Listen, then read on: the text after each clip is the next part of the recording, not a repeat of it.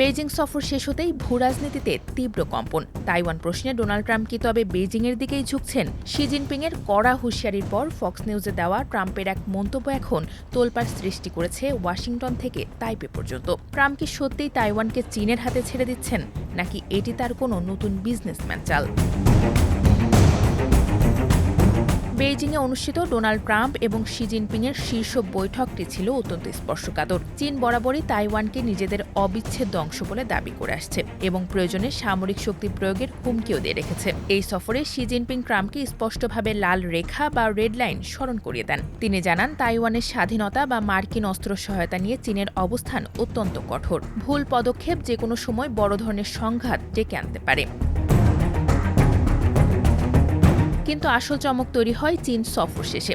Fox নিউজকে দেওয়া এক সাক্ষাৎকারে ট্রাম্প যা বলেছেন তা তাইপেকে রীতিমতো স্তম্ভিত করেছে। ট্রাম্প সরাসরি বলেন, আমি চাই না কেউ স্বাধীন হয়ে যাক, কারণ একটা যুদ্ধ হলে আমাদের ৯,৫০০ মাইল দূরে গিয়ে লড়তে হবে, যা আমি চাই না। তিনি আরও যোগ করেন, তিনি চান চীন এবং তাইওয়ান উভয় পক্ষই শান্ত থাকুক। তবে হোয়াইট হাউস দাবি করেছে, তাইওয়ান নিয়ে যুক্তরাষ্ট্রের দীর্ঘদিনের এক চীন নীতি বা অফিসিয়াল পলিসিতে কোনো পরিবর্তন আসেনি।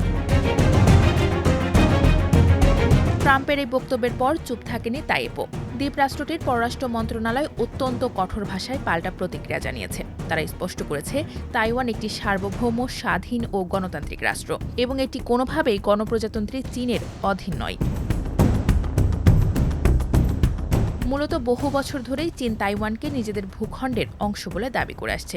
এমনকি প্রয়োজন হলে শক্তি প্রয়োগ করে দ্বীপটি দখলের হুমকিও দিয়ে আসছে বেইজিং। আর সেই কারণেই তাইওয়ান দীর্ঘদিন ধরে নিজেদের নিরাপত্তার জন্য যুক্তরাষ্ট্রের সামরিক সহায়তার উপর নির্ভরশীল। কিন্তু এই উত্তেজনার গভীরে রয়েছে এক বিশাল অঙ্কের টাকার খেলা। ট্রাম্প এবার প্রথমবারের মতো প্রকাশ্যে স্বীকার করেছেন যে তাইওয়ানের কাছে অস্ত্র বিক্রি করা বেইজিংয়ের সাথে দর কষাকষির একটি বড় হাতিয়ার হতে পারে। এই একটি বাক্যই তাইওয়ানের কপালে চিন্তার ভাঁজ বাড়িয়ে দিয়েছে, কারণ এতকাল ওয়াশিংটন দাবি করে আসছিল যে তাইওয়ানের নিরাপত্তা নিয়ে তারা চীনের সাথে কোনো ধরনের ডিল করবে না। এদিকে নিজেদের অস্তিত্ব রক্ষায় তাইওয়ানের পার্লামেন্ট সম্প্রতি প্রায় $২৫ বিলিয়ন বিশাল প্রতিরক্ষা বাজেট অনুমোদন করেছে, যার সিংহভাগে ব্যয় করার কথা মার্কিন উন্নত অস্ত্র কিনতে।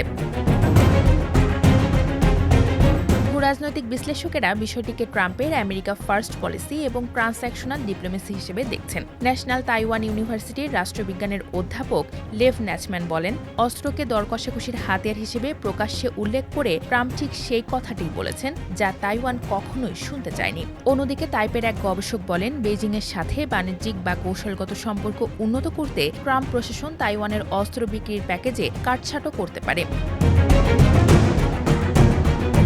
বিশ্লেষকেরা বলছেন, সুপার পাওয়ারদের এই দাবার বোর্ডে তাইওয়ান কি কেবলই একটি গুটি? ট্রাম্পের এই ব্যবসায়িক দৃষ্টিভঙ্গি কি এশিয়ার শান্তি নষ্ট করবে? সব মিলিয়ে তাইওয়ানকে ঘিরে যুক্তরাষ্ট্র ও চীনের টানপোড়েনের পাশাপাশি ভূরাজনীতিতে তীব্র কম্পন তৈরি করেছে।